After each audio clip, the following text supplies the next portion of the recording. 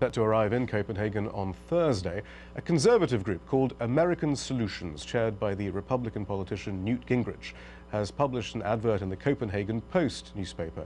It points out that the American public runs the government and adds that most do not want limits on emissions or carbon taxes, no matter what the rest of the world or President Obama may agree upon.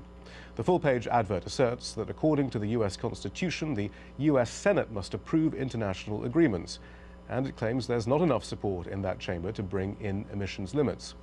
It also says that while the Environmental Protection Agency recently said it has the power to impose such limits, to actually do so would be tantamount to taxation without representation. And that, they say, goes against the concept of American democracy.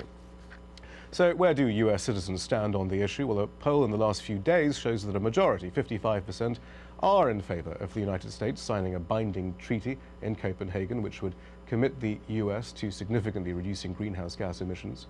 38% of Americans are against the idea of signing an agreement. Any treaty might mean the US would introduce cap-and-trade legislation. Under that system, companies that release greenhouse gases when they manufacture electricity pass on the cost of investing in cleaner technologies onto consumers and buy permits to emit CO2. In another poll, 3/4 of respondents say they would oppose such a system if it raised their electricity bill by $25 a month.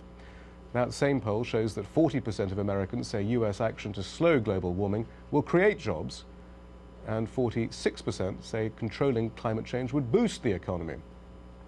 Well, Vince Haley is vice president of the group American Solutions. They're the ones who posted that ad in Copenhagen. He joins us. Now, I mean, the opinion polls would appear then to be against you. Well, they're split. Once you ask a question about cost, then suddenly you have something like 70% of the American people reject such an approach.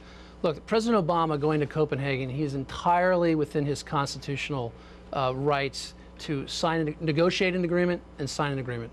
But in the American system of government, he then has to go back to the United States and get it approved by the Senate and ratified to 2/3 of the sitting Senate, if in fact he wants to take that approach. For it to become U.S. law, he has to take that approach. Or he could get both houses of Congress to pass it just like any normal legislation. But aren't you ignoring the Clean Air Act? I mean, there's another argument that says Congress enacted the Clean Air Act. The Supreme Court has now adjudicated that that does apply to carbon emissions. And now the executive branch is enacting and implementing that act. That's all three forms of government. What's more American than that?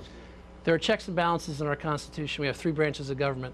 The Congress passes laws, including taxation laws, and the President implements those laws.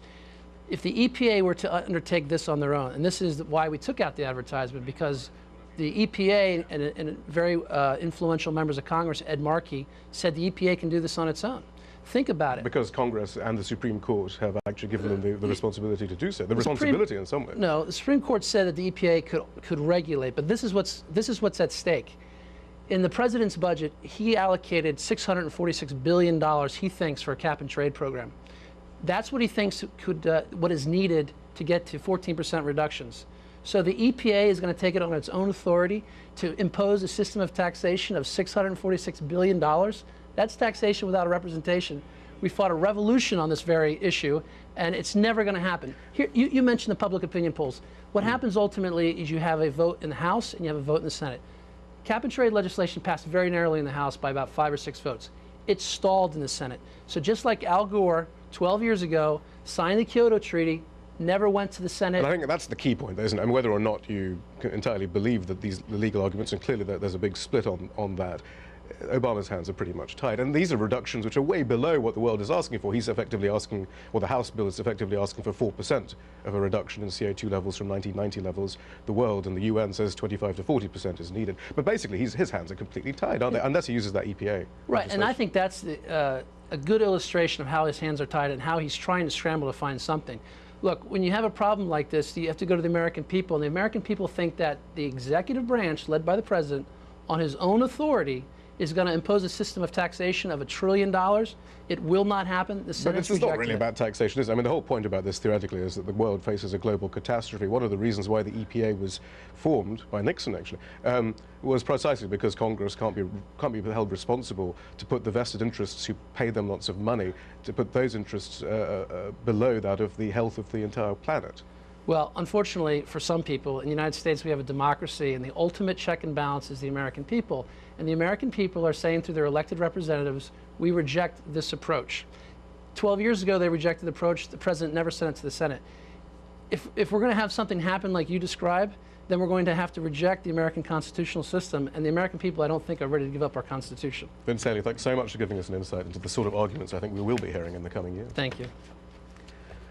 Fresh explosions of ash have been reported as the largest volcano in the Philippines is threatening to erupt. The Mayon volcano began spewing lava and rocks on Monday.